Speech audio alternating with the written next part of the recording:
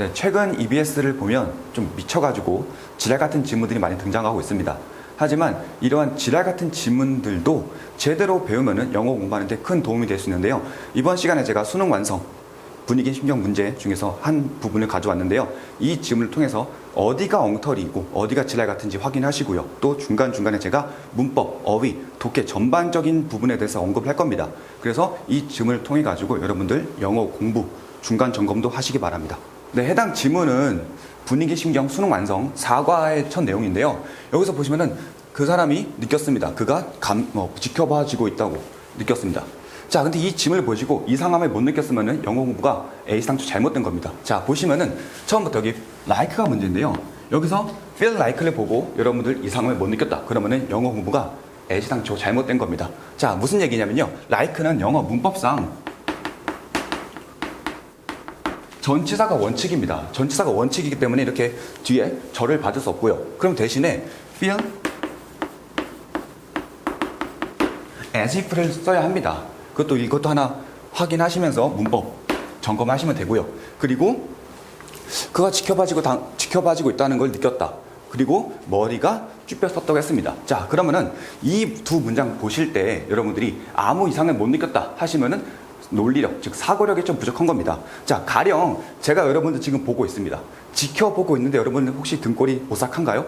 안 되죠. 그쵸? 누가 지켜보고 있다고 바로 등골이 오싹한가요? 근거가 부족하죠. 그쵸? 그렇기 때문에 이 지문이 논리가 좀 부족합니다. 근거가 부족하기 때문에. 그래서 이런 것도 한번 챙겨 두시고요. 그리고 만약에 he가 누군가요? he가 가령 여러분들은 he 보면 그라고만 해석하고 넘어가는데 그렇게 해석하고 넘어가면은 독해는 끝난 겁니다. 무슨 얘기냐? he가 어른일 수도 있고요. 아이일 수도 있죠. 그렇죠? 그리고 심지어 어른이라고 하더라도 예를 들어서 범죄의 도시 2 같은 데 보면 이제 마동석 같은 사람 있죠. 피지컬 굉장히 좋은 그 사람이 제가 지켜본다고 해가지고 머리 뒷골이 오싹할까요? 아니죠. 그러면은 그렇게 피지컬이 좋은 우락부락한 사람은 아닐 겁니다. 자, 그러면은 예를 들어서 어떤 유명인 손석구라고 할까요? 손석구 같은 경우는 유명하기 때문에 누군가 계속 지켜보는 것이 익숙한 사람들이죠. 그렇죠? 그러면은 누군가 지켜본다고 해서 머리가 또 등골이 오싹하진 않을 겁니다. 그러면은 볼 수 있는 게 어른이라고 하더라도 약간 죄를 지은 사람이거나, 그쵸, 도망자 이런 사람 될 수 있겠죠. 그쵸? 그런 것도 생각해 보셔야 되고요. 꼭 어른만 되는 게 아니죠. 아이일 가능성이 있겠죠. 아이가 당연히 겁이 많기 때문에 누가 지켜보면 등골이 오싹할 수 있습니다. 그쵸? 그런데 또 여기서 또 하나 생각해 보셔야 되겠죠. 아이가 혼자 있습니까? 아니면 부모랑 같이 있나요? 그쵸? 혼자일 가능성이 크겠죠. 그렇기 때문에 누가 쳐다보면 겁을 먹을 수 있겠죠. 그렇죠? 그래서 여기서 he를 가지고 누군지 한번 생각을 해보셔야 합니다. 이런 생각을 해보셔야 독해를 제대로 하는 거고요. 자, 그리고 또 문제가 있습니다.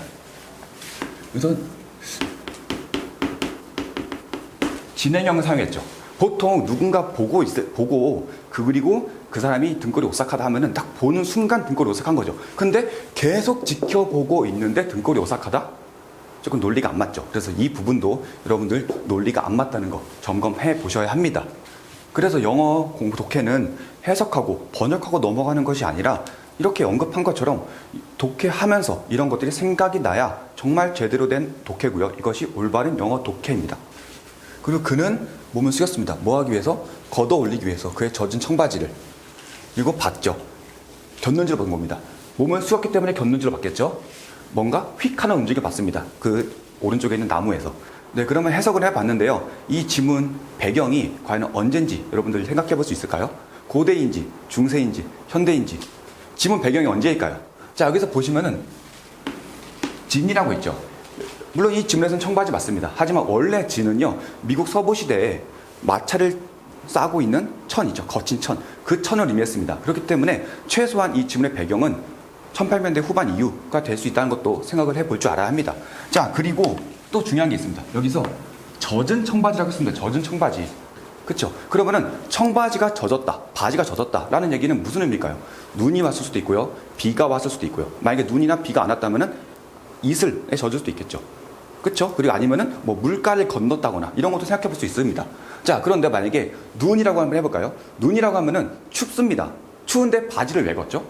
그래서 경우에 있어서 한번 떨어뜨리고요. 그리고 비가 왔다고 쳐도 우산을 쓰고 있지 않다면은 바지만 젖을 리가 없고요. 그쵸? 그러면은 B도 아닌 것 같고요.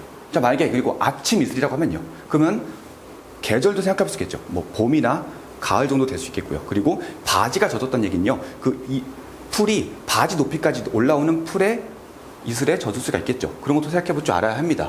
그리고 바지가 젖었던 얘기, 뭐 눈, 비 이런 데 생각을 해볼 수 있으려면은 지금 이 사람이 밖에 있다는 것도 생각을 해볼 줄 알아야 되죠. 이런 생각을 해보셔야 여러분들 독해 실력이 느는 겁니다.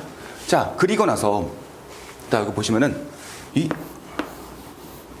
어나더가 나옵니다. 이 어나더를 보고 그냥 또 다른 움직임 이렇게 해석하고 넘어가면요. 여러분들 독해할 때 순서 문제, 애먹으시죠.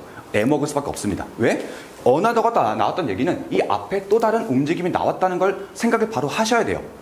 그래서 여기서 보실 때 어나더를 보고 그런 생각을 못했다고 하시면은 독해 한번 점검해 보시기 바랍니다. 자, 그리고 여기서 나오는 이 플릭이라는 단어가 있죠. 플릭 같은 경우는 이렇게 획 지나가는 겁니다. 획 지나가는 거예요. 자, 제가 바지를 걷어 올리기 위해서 숙였고요. 그리고 휙 지나가는 겁니다. 그렇기 때문에 곁눈질로 쳐다보는 거겠죠. 그러면은 이 플리커를 보고 뭘 느낄 수 있을까요? 그쵸? 휙 지나간 거기 때문에 뭔지 잘 모른다는 게 느낌이 와야 합니다. 뭐가 지나간지 모른다는 거를 이 플릭을 통해서 확인하실 줄 알아야 돼요. 그래서 이렇게 짐을 보고 그냥 해석하고 넘어가는 게 아니라